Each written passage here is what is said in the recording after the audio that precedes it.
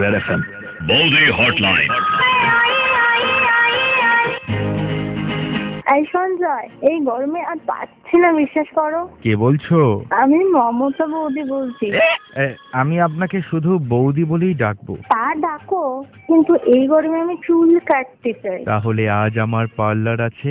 আজা প্যারে পাঁচ হামারে কাহে ঘবরায়। আমার চুলকে তুমি সুন্দর করে দেবে তো সঞ্জয়? তোমার চুলকে আমি সুন্দর করে দেব বৌদি। কি ডিজাইন করবে তুমি? বলো কি করব? ট্রিম করে দেব? না না, একটু রেখো। তাহলে চুল দিয়ে দুটো ফুল করে দেব?